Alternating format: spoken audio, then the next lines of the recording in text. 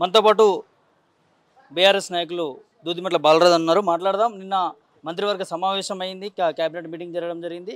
అయితే బీసీలకు సంబంధించి రిజర్వేషన్కి సంబంధించి ఒక ఆర్డినెన్స్ కూడా తీసుకురావడం జరిగింది. ఇదే అంశంపైన వారితో మాట్లాడడం. ఎట్లా చూస్తారన్న బీసీలు అనుకునేటటువంటి ఏదైతే ఇన్ని రోజుల నుంచి చూస్తున్నటువంటి 42 రిజర్వేషన్ కల్పిస్తుంది అనుకోవచ్చు ప్రభుత్వం.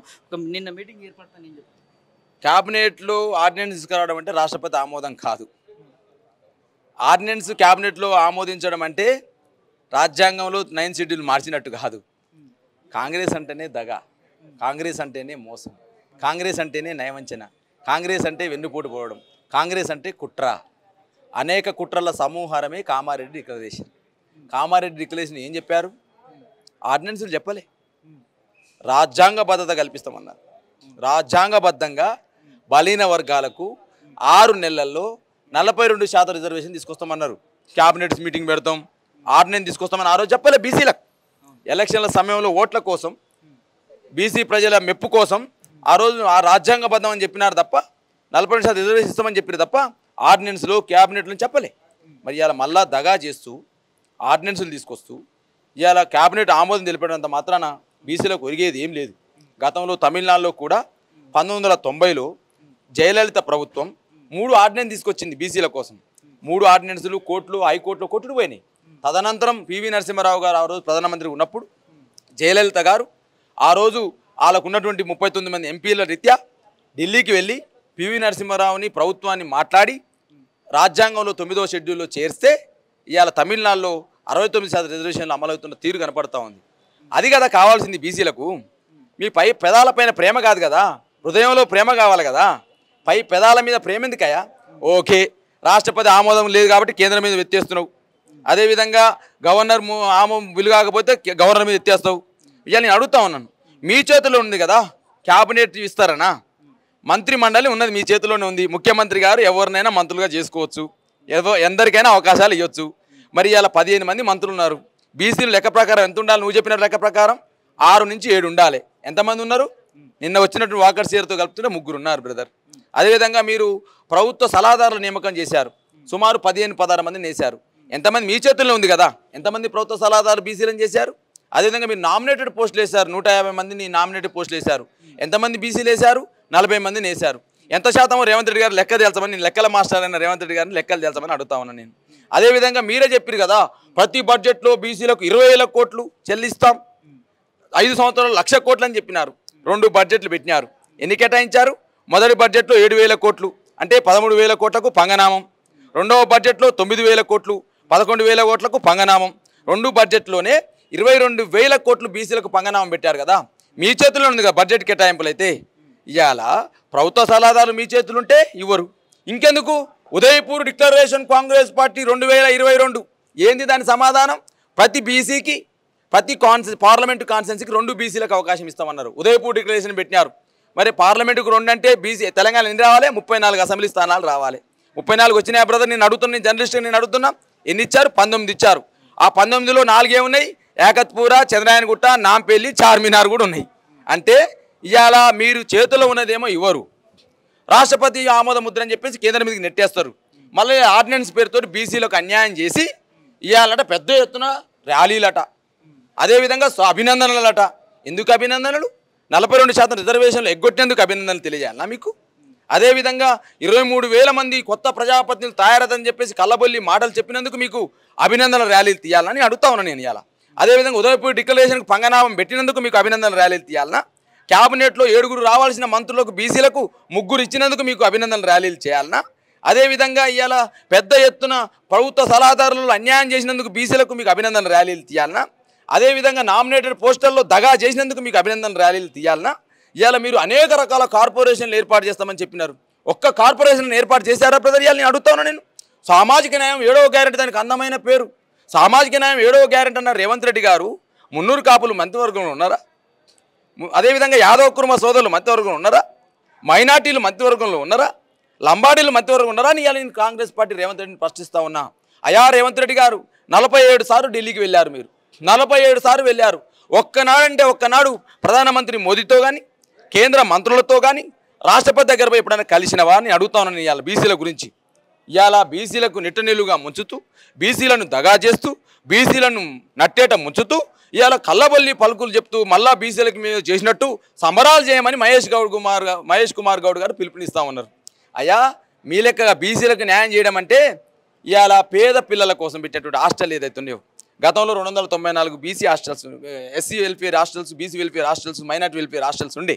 దాని కేసీఆర్ గారు 294 ఉన్నటిని 1022 గురుకుల పాఠశాలలు పెంచడం న్యాయం చేసినట్టు, ఇవాళ బతుకమ్మ చీరల పేరుతోటి పద్మశాలీలకు న్యాయం చేయడం, ఆర్థికంగా పురోగతి చేయడం న్యాయం చేసినట్టు, ఇవాళ మండలి చైర్మన్ 2014 తెలంగాణ రాష్ట్రం వస్తే 2014లోనే తొలి మండలి చైర్మన్గా బీసీని చేయడం న్యాయం చేసినట్టు, తొలి శాసనసభ స్పీకర్ చేయడం న్యాయం చేసినట్టు, 8 ఎమ్మెల్సీలను బీసీలను చేయడం న్యాయం చేసినట్టు, 5 రాజ్యసభ స్థానాలకు బీసీలను కేటాయించడం న్యాయం చేసినట్టు, అదేవిధంగా బీసీల కోసం ఆర్థికంగా, రాజకీయంగా, సామాజికంగా న్యాయం చేయాలనే ఆలోచనతోటి కేసీఆర్ గారి నాయకత్వంలో మార్కెట్ కమిటీలలో దేశంలో ఏ రాష్ట్ర ప్రభుత్వం చేయలే. కేసీఆర్ నాయకత్వంలో మా తెలంగాణ ప్రభుత్వం మాత్రమే, కేసీఆర్ ప్రభుత్వం మాత్రమే చేసింది మార్కెట్ కమిటీలో రిజర్వేషన్లు, అదేవిధంగా గౌడన్నల కోసం వైన్ షాపులలో రిజర్వేషన్లు, అదేవిధంగా యాదవ్ కుర్మ సోదరుల కోసం గొర్రెల పంపిణీ. ఈ విధంగా ఆర్థికంగా, రాజకీయంగా, సామాజికంగా, విద్యాపరంగా న్యాయం చేస్తూ ఒక్కొక్కటిగా తీసుకొస్తూ సకల జనుల సర్వేని చేసి న్యాయం చేస్తే కేసీఆర్ నాయకత్వం, ఈ కేసీఆర్ ప్రభుత్వం మీద రకరకాల మాటలు మాట్లాడిన రేవంత్ రెడ్డి నువ్వేం చేస్తున్నావు? ఈరోజు బీసీలు నట్టేట ముచ్చడమేనా నీ ఎజెండా? బీసీలకు అన్యాయం చేయడమేనా నీ ఎజెండా? ఇవాళ బీసీలకు మంత్రి పదవుల అవకాశం ఏమవుతుంది? ప్రభుత్వ సలహాదారుల అవకాశం ఏమవుతుంది? నామినేటెడ్ పోస్టుల్లో అవకాశం ఏమవుతుంది? బడ్జెట్లో అవకాశం ఏమవుతుంది? ఉదయపూర్ డిక్లరేషన్, ఈ పార్టీ డిక్లరేషన్ ఆమోదం తెలపవుతుంది. మరి ఈ విధంగా బీసీలకు ఒక్కొక్కటిగా అన్యాయం చేస్తూ సంబరాలకు పిలిపిస్తున్న కాంగ్రెస్ పార్టీ నాయకులారా, మీకు ఏ విధంగా భావ్యమని కూడా బీఆర్ఎస్ పార్టీకి మేము అడుగుతా ఉన్నాం. ఆ భాగంగానే కేసీఆర్ గారి మార్గదర్శకంలో, మా పార్టీ వర్కింగ్ ప్రెసిడెంట్ కేటీఆర్ గారి నాయకత్వంలో పెద్ద ఎత్తున మేము చెన్నై టూర్ పోవడం జరిగింది. తమిళనాడులో అమలవుతున్న రిజర్వేషన్లు అమలు చేయడం ఎట్లా అమలవుతుందో అక్కడ చర్చించడం జరిగింది. అదేవిధంగా మా గంగుల కమలాకర్ గారు, అదేవిధంగా మా మసూనా చారి గారు, తలసాని శ్రీనివాస్ యాదవ్ గారు, శ్రీనివాస్ గౌడ్ గారు, బండ ప్రకాష్ గారు, వద్దిరాజు రవిచంద్ర గారి యొక్క ఆధ్వర్యంలో పెద్ద ఎత్తున చెన్నైకే పోవడం కాకుండా కేసీఆర్ గారికి, కేటీఆర్ గారికి రిపోర్ట్ అందించి అక్కడ తీరుతెన్నులు వివరించడం జరిగింది. తదనంతరం మా పార్టీ వర్కింగ్ కేటీఆర్ గారితో బీసీలకు ఈ కాంగ్రెస్ పార్టీ చేస్తున్న దగా పైన సమావేశం పెట్టడం జరిగింది. ఈ రోజు కూడా మరొక సమావేశం నిర్వహించబోతా ఉన్నాం. ఈ కాంగ్రెస్ పార్టీ బీసీలకు చేస్తున్న అన్యాయం పట్ల డెఫినెట్గా ఒక కార్యాచరణ రూపొందించబడడం కోసమే ఇవాళ సమావేశం జరగబోతుందని కూడా మీ మీడియా తెలియజేస్తా ఉన్నాం. ఆర్డినెన్స్ ఇప్పుడు బీసీల రిజర్వేషన్కి సంబంధించి వాళ్ళకి న్యాయం జరిగే దిశగా వెళ్ళదంటారా? మరొకసారి ఏటు దాటినాక తెప్పదగిలే సందర్భంగా మేమైతే చేసినాం, కోర్టు కొట్టేసింది, మేమైతే చేసినాం, రాష్ట్రపతి సంతకం పెట్టలేదు, మేమైతే చేసినాం, కేంద్రం ఆమోదించట్లేదని చెప్పేసి ఇవాళ ఆడలేక మధ్యలో ఓడన్నట్టు మరొకసారి కాంగ్రెస్ పార్టీ బీసీలను మోసం చేసినందుకు ఎన్ని కూడా ప్రయత్నాలు చేస్తూ ఉంది. ఈ ప్రయత్నాలు బీసీలకు తెలియదు కాదు. ఇవాళ అనంతరాం కమిషన్ మేము చూసినాం, మురళీధరరావు కమిషన్ మేము చూసినాం, ఈ దేశంలో కర్ణాటక వర్సెస్ కృష్ణమూర్తి కేసును చూసినాం, అదేవిధంగా మహారాష్ట్రలో వికాస్రావు గవాలి వర్సెస్ మహారాష్ట్ర కేసు చూసినాం, అనేక రకాల సుప్రీంకోర్టు తీర్పులు చూసినాం, హైకోర్టు తీర్పులు చూసినాం. ఇన్ని ఉన్నా కూడా కాంగ్రెస్ పార్టీ కావలసుకొని మేము ఏదో చేస్తామని అబద్ధాలు చెప్పి 42% రాజ్యాంగబద్ధమైనటువంటి రిజర్వేషన్ అని చెప్పేసి బీసీలో ఓట్లు వేయించుకుంది, కామారెడ్డి డిక్లరేషన్ పెట్టింది, ఒక ఓబీసీ ముఖ్యమంత్రి చేత బీసీలకే ఇలా ఉరితాడు చేసే ప్రయత్నం చేసింది. దీన్నంతా కూడా ప్రజలు గమనిస్తూ ఉన్నారు, బీసీలు గమనిస్తూ ఉన్నారు. ఇలా మీరు ఇచ్చేటువంటి మార్కెట్ కమిటీలలో ఏ విధమైనటువంటి అవకాశాలు ఇస్తూ ఉన్నారు, మీరు చేస్తున్న కాంట్రాక్టర్లో బీసీలకు ఏ విధంగా అవకాశం ఇస్తూ ఉన్నారు బీసీ సమాజం చూస్తుంది. ఎస్పెషల్గా కాంగ్రెస్ పార్టీలో ఉన్న బీసీలు కూడా చూస్తున్నారు. వీళ్ళు పార్టీ కమిటీలు వేస్తే బీసీలకు ఏమి ఇచ్చారో చూస్తున్నారు, ప్రభుత్వం నామినేట్లు వేస్తే ఏమి ఇస్తారో చూస్తున్నారు. ఖచ్చితంగా బీసీ సమాజం కాంగ్రెస్ పార్టీని గమనిస్తుంది. ఎందుకంటే కాంగ్రెస్ పార్టీ మోసాల చరిత్ర ఇవాళ నుంచి కాదు. కాలేకర్ కమిషన్ని అమలు చేయకుండా, సిఫార్సును అమలు చేయకుండా మోసం చేసింది కాంగ్రెస్ పార్టీ. 1979లో మండల్ కమిషన్ సిఫార్సు చేస్తే 80లో సిఫార్సులు దాన్ని అమలు చేయాలని చెప్పేసి సూచిస్తే 80 నుంచి 90 వరకు మండల్ కమిషన్ సిఫార్సుల్ని అమలు చేయకుండా మోసం చేసింది కాంగ్రెస్ పార్టీ. మండల్ కమిషన్ సిఫార్సులు అమలు చేయాలని వీపీ సింగ్ ప్రభుత్వం ప్రయత్నం చేస్తే సెప్టెంబర్ 6, 1990లో మరి రాహుల్ గాంధీ గారు తండ్రి రాజీవ్ గాంధీ గారు ఈ యొక్క మండల్ కమిషన్ సిఫార్సులు అమలు చేస్తే దేశంలో అంతర్యుద్ధం అని చెప్పేసి ఓబీసీలను ఎట్లా మోసం చేసిందో సమాజం అంతా గుర్తుపెట్టుకుని ఉంది. తెలంగాణ సమాజమే కాదు, భారతదేశ సమాజం. కాబట్టి ఒకవైపు కాలేకర్ కమిషన్ నుంచి, మండల్ కమిషన్ నుంచి, అదేవిధంగా పార్లమెంట్లో రాజీవ్ గాంధీ ప్రసంగం నుంచి ఇవాళ కామారెడ్డి డిక్లరేషన్ వరకు కాంగ్రెస్ పార్టీ చరిత్ర మోసాల చరిత్రని బలైన వర్గాలకు తెలుసు కాబట్టి ఏదో ఎలక్షన్లలో చూసినటువంటి మోసపూరిత హామీలను చూసి ఓట్లేసినారు. ఇవాళ మీ మోసాన్ని గ్రహించినారు. ఖచ్చితంగా స్థానిక సంస్థ ఎలక్షన్లే కాదు, రేపు జరగబోయే భవిష్యత్ ఏ ఎన్నికల్లో కూడా కాంగ్రెస్ పార్టీని బొందబెడేందుకు బలైన వర్గాల సమాజం సిద్ధంగా ఉంది. ఈ కాంగ్రెస్ పార్టీని అడ్రస్ లేకుండా బంగాళాఖాతంలో కలుపుతాం. ఒకవేళ బీసీ రిజర్వేషన్ పైన మీరు ఇదే కప్పతాటు తెప్ప తగిలేసే ప్రయత్నాలు చేస్తే ఖచ్చితంగా ఈ రాష్ట్రంలో బీసీలుగా భూకంపాన్ని సృష్టిస్తామని కూడా తెలియజేస్తా ఉన్నా. బీసీ నేతలు మాట్లాడుతూ ఉన్నారన్న, ఆర్డినెన్స్ కాకుండా 9th షెడ్యూల్లో పెడితే ఈ బీసీలకు సంబంధించి న్యాయం జరుగుతుంది, 42% రిజర్వేషన్ తెచ్చుకోవడం చాలా సులువుగా ఉంటుంది, రాష్ట్ర ప్రభుత్వం ఆ విధంగా ఎందుకు పోవట్లేదు అంటూ కూడా విమర్శిస్తూ ఉన్నారు. అసలు ప్రేమ ఉంటే కదా, చేయాలనే ఆలోచన ఉంటే కదా, బీసీలకు ఏదైనా చేయాలనే చిత్తశుద్ధి ఉంటే కదా. చిత్తశుద్ధి లేదు వాళ్ళకు, ఉంటే ఎందుకు చేయరు? కాబట్టి ఇవన్నీ కూడా ఏదో మా పేదాలపైన ప్రేమలు తప్ప హృదయంలో కాంగ్రెస్ పార్టీకి బీసీల పట్ల ప్రేమ లేదు. ప్రేమ ఉంటే నేను ఇంతకుముందు చెప్పిన బడ్జెటే కావచ్చు, నేను ఇంతకుముందు చెప్పినట్టు మంత్రివర్గమే కావచ్చు, నేను ఇంతకుముందు చెప్పిన ప్రభుత్వ సలహాదారులే కావచ్చు, నేను ఇంతకుముందు చెప్పినట్టు నామినేటెడ్ పోస్టులే కావచ్చు, నేను చెప్పినటువంటి అన్ని రకాల అంశాలన్నీ కూడా రాష్ట్రపతితో కానీ గవర్నర్తో సంబంధం లేదు కదా, శాసనసభతో సంబంధం లేదు కదా, ఇవన్నీ వాళ్ళ చేతులు ఉన్నాయి కదా. కాబట్టి కాంగ్రెస్ పార్టీకి బీసీల పట్ల మొదటి నుంచి ప్రేమ లేదు. కాబట్టే 60 సంవత్సరాల 70 సంవత్సరాల స్వతంత్ర భారతదేశ చరిత్రలో ముగ్గురే సెక్రటరీలు ఉన్నాయని మాత్రం కేంద్ర మన క్యాబినెట్ సెక్రటరీలలో ముగ్గురే ఊరని. వాళ్ళ కారణమే దీనికి 100 ఎలకలు తిన్న పిల్లట వచ్చి సంతాప సభ పెట్టినట్టు, 100 ఎలకలు తిన్న పిల్లి వచ్చి సంతాప సభ పెట్టినట్టు ఈ దేశంలో ఈ రాష్ట్రంలో బలిన వర్గాల గొంతు కోసింది కాంగ్రెస్ అట. మళ్ళీ వాళ్ళు వచ్చి కాంగ్రెస్ పార్టీ వచ్చి బీసీలకు మేము ఏదో చేస్తాం, అది పొడుస్తాం ఇది పొడుస్తాం అంటే మేము నమ్మాలట, ఇది నమ్మాలట. మేము కేసీఆర్ చెప్పిండు, చేసిండు, సకల జనుల సర్వే చేసిండు, బలిన వర్గాలను ఆర్థికంగా డెవలప్ చేసిండు. కేసీఆర్ సకల జనుల సర్వే చేసిండు, 1022 గురుకుల పాఠశాలలు ఏర్పాటు చేసిండు. కేసీఆర్ సకల జనుల సర్వే చేసిండు, ఈ రాష్ట్రంలో ఉన్నటువంటి బలైన వర్గాల కోసం మార్కెట్ కమిటీలో రిజర్వేషన్లు ఇచ్చిండు. కేసీఆర్ వచ్చిండు, సకల జనుల సర్వే చేసిండు, శాసన మండలి స్పీకర్ చేసిండు. కేసీఆర్ వచ్చిండు, సకల జనుల సర్వే చేసిండు, తొలి శాసనసభ స్పీకర్ని చేసిండు. కేసీఆర్ వచ్చిండు, తెలంగాణలో బీసీలకు అవకాశాలు ఇవ్వాలని చెప్పేసి శాసన మండలిలో 8 ఎమ్మెల్సీలను బీసీలకు అవకాశం ఇచ్చిండు. కేసీఆర్ వచ్చిండు, సకల జనుల సర్వే చేసిండు, బీసీలను నాడు ఎన్టీఆర్ ఏ విధంగానైతే బలిన వర్గాలకు చేసిండు, నాడు ఎన్టీఆర్ తెలంగాణలో కేసీఆర్ ఆ విధంగా బలిన వర్గాలకు న్యాయం చేసి సుమారు మరి మన 23 నుంచి 24 అసెంబ్లీ స్థానాలు కేటాయించిన సందర్భం గుర్తు చేస్తా ఉన్నా. ఇవాళ ప్రతి మంత్రి మండలిలో అవకాశాలు బీసీలకు ఇచ్చినారు. కానీ ఇవాళ నేను అడుగుతా ఉన్నాను కాంగ్రెస్ పార్టీని, సామాజిక న్యాయం అని చెప్పేసి గొప్పలు చెప్పుకున్నట్టు కాంగ్రెస్ పార్టీ ఎందుకు బీసీల మీద దగా చేస్తారో ఇవాళ తెలుసుకోవాల్సిన అవసరం ఉందని చెప్పి తెలియజేస్తూ, డెఫినెట్గా కాంగ్రెస్ పార్టీ అనాది నుంచి ఈనాది వరకు కూడా కాంగ్రెస్ పార్టీ అంటే మోసాల చరిత్ర, ఈ మోసాలను ప్రజలు ఎండగడతాం తెలియజేస్తా ఉన్నాం. ఏం చెప్తారన్న, బీఆర్ఎస్ పార్టీ ఆధ్వర్యంలో వీళ్ళ బీఆర్ఎస్ బీసీ నేతలందరూ కూడా సమావేశం అవుతా ఉన్నారు, ఎట్లా ముందుకు పోతా ఉన్నారు? మేము మొదటి నుంచి కూడా కాంగ్రెస్ పార్టీ చెప్తా ఉన్నాం, అయా మీరు అఖిల పక్షాన్ని ఏర్పాటు చేయండి, అఖిల పక్షాన్ని ఏర్పాటు చేసి ఢిల్లీకి తీసుకుపోమని చెప్తా ఉన్నాం, రాష్ట్రపతి దగ్గర తీసుకుపోమని చెప్తా ఉన్నాం, ప్రధానమంత్రి దగ్గర తీసుకుపోమని చెప్తా ఉన్నాం. తీసుకుపోరే, ఎందుకు తీసుకపోతే చిత్తశుద్ధి ఉంటే కదా, తీసుకుపోరే, ఎందుకు తీసుకుపోరు? అదేవిధంగా ఈ రాష్ట్రంలో అనేక రకాల సమస్యలకు మరి ఇవాళ పరిష్కరించమని చెప్తున్నాం, ఎందుకు చేయట్లేరు మీరు? కాబట్టి బీసీలను వంచింది కాంగ్రెస్ పార్టీ, నయవంచన చేసింది కాంగ్రెస్ పార్టీ. కాబట్టి కాంగ్రెస్ పార్టీ పైన డెఫినెట్గా పోరాటం చేస్తామని తెలియజేస్తా ఉన్నా. తెలంగాణ భవన్లో బీఆర్ఎస్ నేతలు అందరూ కూడా బీసీలతో సమావేశం ఏర్పాటవుతాం, మాట్లాడే ప్రయత్నం చేద్దాం. చెప్పండి, ఎట్లా చూస్తారు? ఒకవైపు ప్రభుత్వం నుంచి ఆర్డినెన్స్ తీసుకొచ్చినామంటుంది, సంబరాలు చేసుకోమని చెప్తాం. ఇది చాలా మోసపూరితమైన ప్రకటన, ఆర్డినెన్స్ తీసుకొస్తాం మళ్ళీ అని చెప్పడము. ఎందుకంటే కాంగ్రెస్ పార్టీ ఎన్నికల ముందు కామారెడ్డి డిక్లరేషన్ పేరు మీద 42% స్థానిక సంస్థల్లో బీసీలకు రిజర్వేషన్ ఇస్తామని చెప్పింది. ఆ రిజర్వేషన్ ఇస్తామని చెప్పిన మాటను చూసి కొంతమంది బీసీలు వీళ్ళు మోసం చేస్తారు అనుకోలేదు, మరి ఒక చిత్తశుద్ధితో చేస్తారేమనే ఉద్దేశంతో బీసీ ప్రజలు ఓట్లు వేయడం జరిగింది. వాళ్ళు అధికారంలోకి వచ్చిన సెకండ్ రోజు నుండే అన్ని తప్పులు అన్ని మాట మార్చే విధంగా ఈరోజు చేస్తారు. కులగణన చేస్తే తప్పుల తడకగా చేశారు. ఏ ఒక్క వర్గం కూడా కులగణన మంచిగా చేసిందని అడగలేదు. వాళ్ళ పార్టీలో ఉన్న బీసీ లీడర్లే, కాంగ్రెస్ పార్టీలో ఉన్న బీసీ నాయకులు, బీసీ ఎమ్మెల్సీలు, మాజీ రాజ్యసభ సభ్యులు లాంటి వాళ్ళే కులగణన తప్పుల తడకగా జరిగింది, ఇది అంతా తప్పు జరిగిందని చెప్పారు. మళ్ళా దానికోసం మళ్ళీ రెండోసారి చేశారు. అదేవిధంగా బీసీ కమిషన్కు ఏది స్థానిక సంస్థల్లో రిజర్వేషన్లు స్థిరీకరించే బాధ్యత ఫస్ట్ జీవో ఇచ్చారు. జీవో ఇస్తే బీఆర్ఎస్ పార్టీ పక్షాన ఇది తప్పు, సుప్రీంకోర్టు మార్గదర్శకాల ప్రకారం డెడికేటెడ్ కమిషన్ వేయాలని చెప్తే అప్పుడు మళ్ళీ హైకోర్టు మొట్టకాయలు వేస్తే మళ్ళీ డెడికేటెడ్ కమిషన్ వేశారు. డెడికేటెడ్ కమిషన్కు ఎక్కడి నుండో తీసుకొచ్చి ఆ యొక్క రిపోర్ట్ అంతా కూడా బీసీ కమిషన్ చేసిన రిపోర్ట్ను డెడికేటెడ్ కమిషన్కి ఇచ్చారు. మళ్ళీ హడావుడిగా అసెంబ్లీలో తీర్మానం చేశారు. తీర్మానం చేసి కేవలం అసెంబ్లీలో తీర్మానం చేసి పార్లమెంటు పంపారు. కానీ మేము బీఆర్ఎస్ పార్టీ పక్షాన ప్రతిపక్షంగా మేము చెప్పిన విధానాలను కానీ మేము చెప్పిన సూచనలు కానీ ఎక్కడ పరిగణలో తీసుకోలేదు. కావాలంటే అఖిలపక్షం అందరం కలిసి ఇది ఏదో తీర్మానం చేసి చేతులు దుప్పుకుంటే కాదు, అఖిలపక్షం అందరం కలిసి ఢిల్లీ పోదాం, ప్రధానమంత్రి మీద ఒత్తిడి తీసుకొద్దాం. రెండు జాతీయ పార్టీలు కాంగ్రెస్ బీజేపీ ఓకే అనుకుంటే పార్లమెంట్లో ఎమ్మటే బిల్లు పాస్ అయ్యే అవకాశం ఉంది అని చెప్తే, ఇప్పటికీ అసెంబ్లీలో తీర్మానం అయిన కాంచి ఇప్పటి వరకు ముఖ్యమంత్రి గారు 20 సార్లు ఢిల్లీ పోయారు.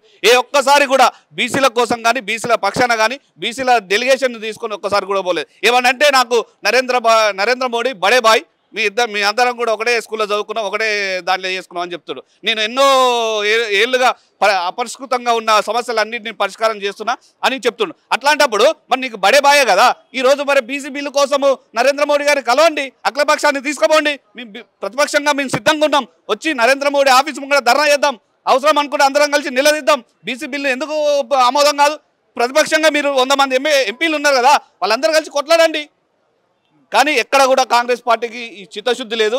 కేవలం ఓట్ల కోసం, ఓట్లు దండుకోవడం కోసము, ఎన్నికల కోసము ఒక జిమ్మిక్కు చేసింది తప్పించి వారికి ఎక్కడ కూడా చిత్తశుద్ధి లేదు. ఈ 42% బీసీలకు ఇవ్వాలన్న చిత్తశుద్ధి లేదు.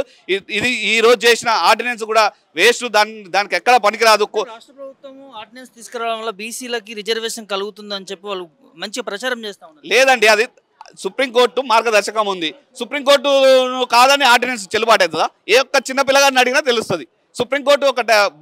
సుప్రీంకోర్టు తీర్పున్నాక ఈ ఆర్డినెన్స్ ఉంటుందా? అది వాళ్ళు ఓటు బ్యాంకు కోసం, ఓట్లు మోసం చేయడం కోసం మేమైతే చేసినాం, కానీ కోర్టులు ఒప్పుకోవట్లేదు అని ఇప్పుడు కాదు. అది 2010లోనే తెలుసు.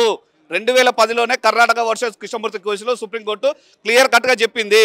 బీసీలకు రిజర్వేషన్లు ఇవ్వాలంటే ట్రిబుల్ టెస్ట్ అనే మార్గదర్శకాలు చెప్పింది. దానికోసం ఒక ప్రత్యేకమైన డెడికేటెడ్ కమిషన్ వేయాలి. ఈచ్ లోకల్ బాడీ వాడిగా బీసీల యొక్క వెనుకబాటుతనాన్ని, రాజకీయ వెనుకబాటుతనాన్ని చూపించాలి. అదేవిధంగా ఎస్సీ ఎస్టీ బీసీలు కలిపి 50% దాటొద్దని సుప్రీంకోర్టు యొక్క తీర్పులో క్లియర్ కట్గా ఉంది. కానీ దాన్ని అన్నింటిని కాకుండా వీళ్ళు మోసపూరితంగా మా దగ్గర సూత్రం ఉంది, మా దగ్గర ఉపాయం ఉంది, మా దగ్గర ఏదో మాయాజాలం ఉంది అని చెప్పి ఎన్నికల ముందు చెప్పారు. కానీ మళ్ళీ ఇప్పుడు ఆడికే వచ్చారు. కాబట్టి మేము ఏమంటున్నామంటే, తప్పకుండా ఈరోజు ఏదైతే కామారెడ్డి డిక్లరేషన్లో ఇచ్చారో 42% రిజర్వేషన్ల కోసం మనందరం కలిసి ఢిల్లీ పోదాం, అఖిలపక్షంగా నీ బాధ్యత తీసుకో, ప్రభుత్వంగా మేము కలిసి రావడానికి ప్రతిపక్షంగా సిద్ధంగా ఉన్నాం, పోదాం, నరేంద్ర మోడీ గారి ఆఫీసు ముందు ధర్నా చేద్దాం, పార్లమెంట్లో బిల్లు పెట్టిద్దాం, చట్టంగా అయిన తర్వాతనే ఎన్నికలు నిర్వహించాలని మేము ఈ సందర్భంగా డిమాండ్ చేస్తున్నాం. మంత్రులు మాట్లాడుతూ కులగణన చేసినాం, 42% రిజర్వేషన్ కల్పించడానికి ఇవాళ ఆర్డినెన్స్ కూడా తీసుకొచ్చినాం. బీఆర్ఎస్ పార్టీ ఏం చేసింది అనేది కొంతమంది మంత్రులు మాట్లాడుతాం. అరే, బీఆర్ఎస్ పార్టీ బీసీల కోసం ఎన్నో అద్భుతమైన సంక్షేమ పథకాలు చేసింది, ఎన్నో విధమైన వెల్ఫేర్ కార్యక్రమాలు చేసింది.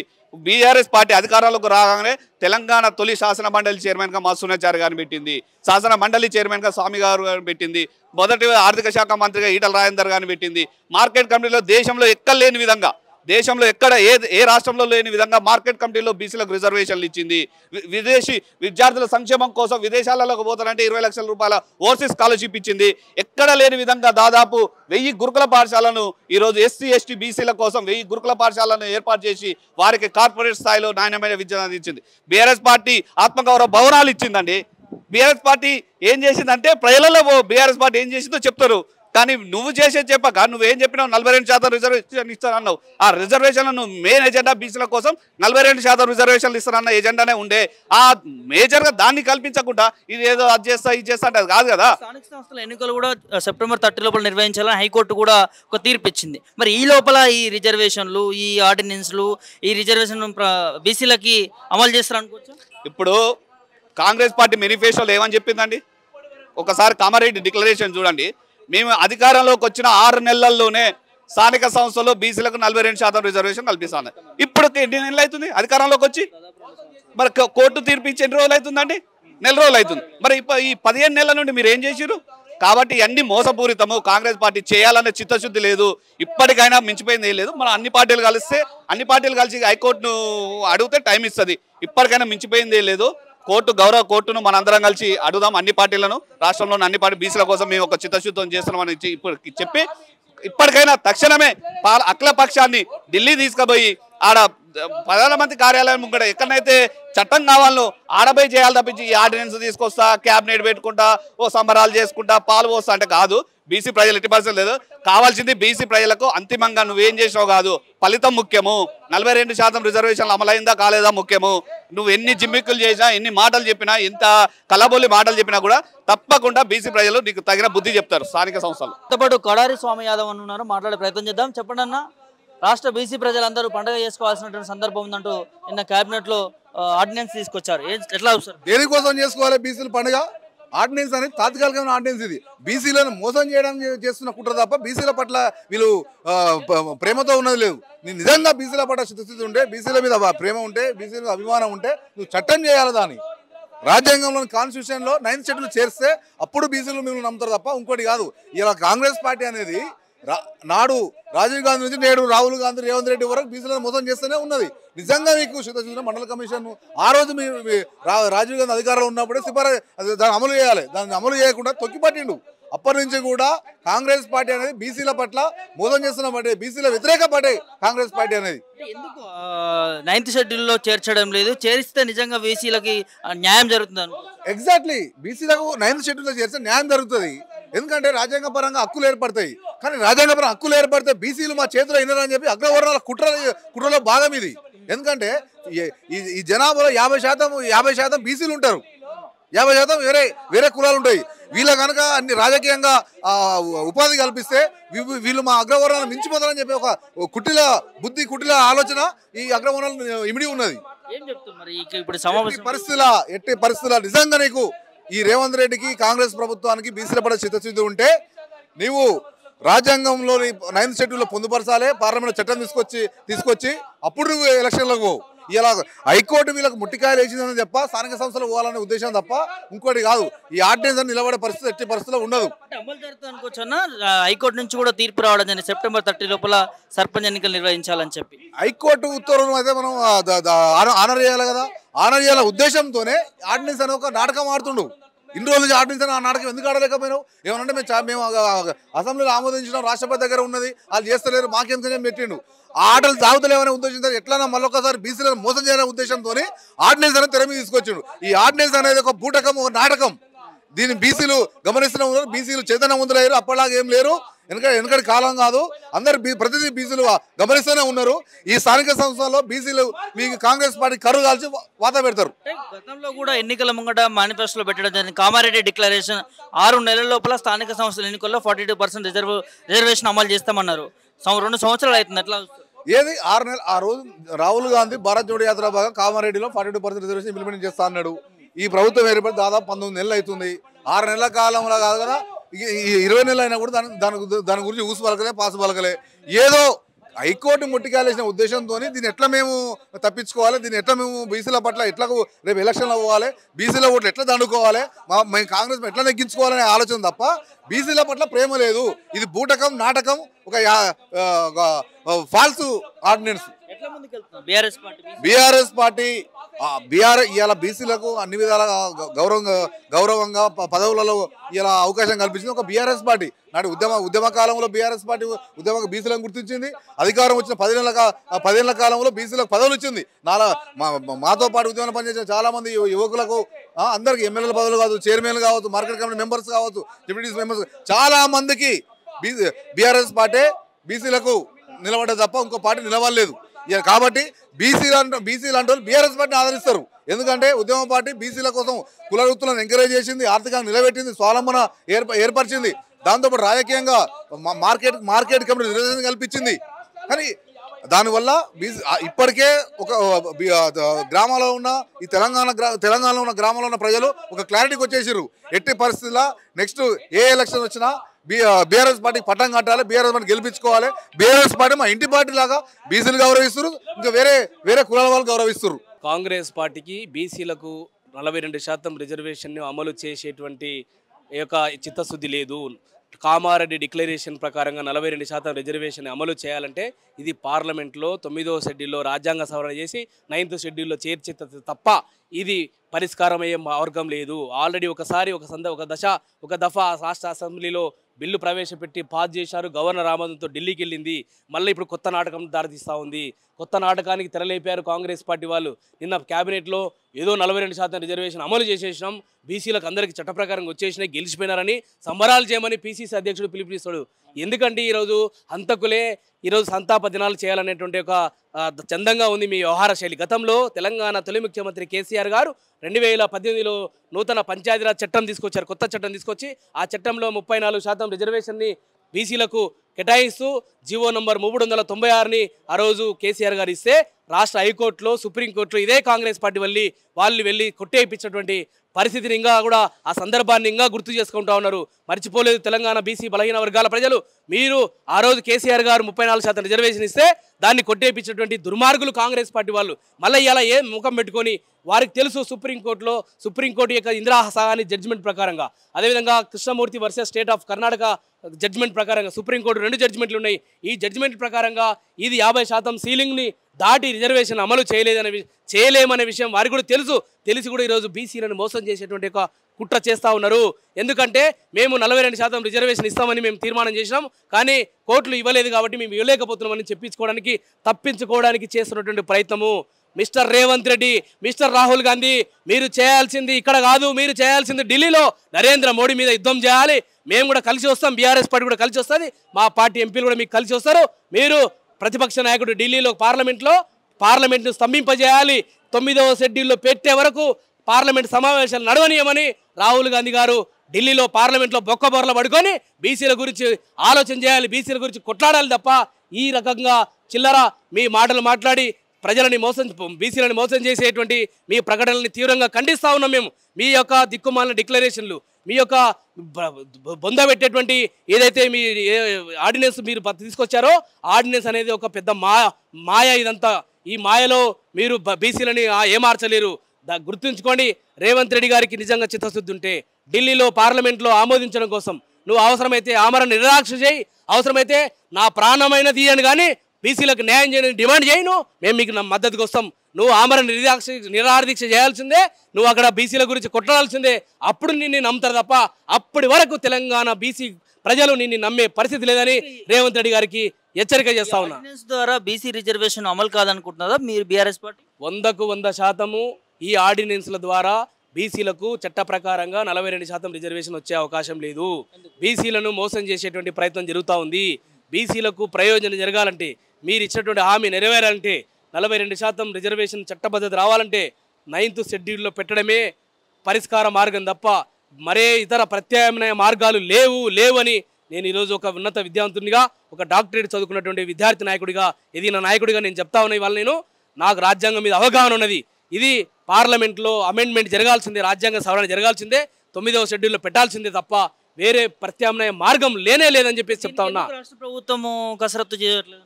ఇదంతా కూడా ప్రజలని మేము ఏదో బీసీల గురించి ప్రయత్నం చేస్తూ ఉన్నాము, మిగతా పార్టీలలో ఆపి కోర్టులలో కేసులు వేయించారు తప్పించుకునేటువంటి ఒక ప్రయత్నం చిల్లర ప్రయత్నం తప్ప ఇది మరే ప్రక్రియ కాదు.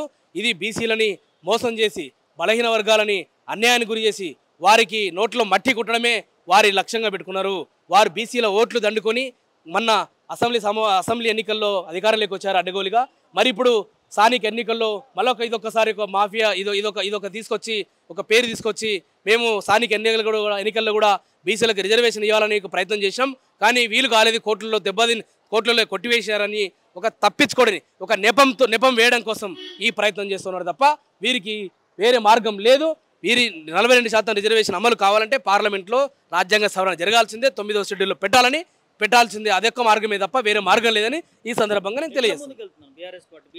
ఖచ్చితంగా కాంగ్రెస్ పార్టీ రేవంత్ రెడ్డి ఆడుతున్న నాటకాన్ని తెలంగాణ బలహీన వర్గాలకు పూర్తి ఆధారాలతో సహా లెక్కలతో సహా వివరించి మా బీసీ నాయకులని తెలంగాణ ప్రజలని చైతన్యం తీసుకొచ్చి కాంగ్రెస్ పార్టీని ఓటు అనే ఆయుధంతో బొందబెట్టడమే వారికి సరైనటువంటి పరిష్కారంగా, సరైనటువంటి ఒక కుక్క కాటికి చెప్పు దెబ్బగా ఆ ప్రయత్నం తప్ప వేరే ప్రయత్నం లేదు. ఖచ్చితంగా తెలంగాణ ప్రజలను చైతన్యం చేస్తాం, తెలంగాణ ప్రజలని జాగృత పరుస్తాం, కాంగ్రెస్ పార్టీ మోసాలను ఎండగడతాం. ఖచ్చితంగా స్థానిక ఎన్నికల్లో బీసీల పట్ల వారికి చిత్తశుద్ధి లేదని తెలంగాణ ప్రజలకు తెలియజేసి వారిని దోషులుగా నిలబెట్టడమే మేము చేస్తున్నటువంటి ప్రయత్నం. ఆ ప్రయత్నంగా బీఆర్ఎస్ పార్టీ చేస్తూ ఉంది.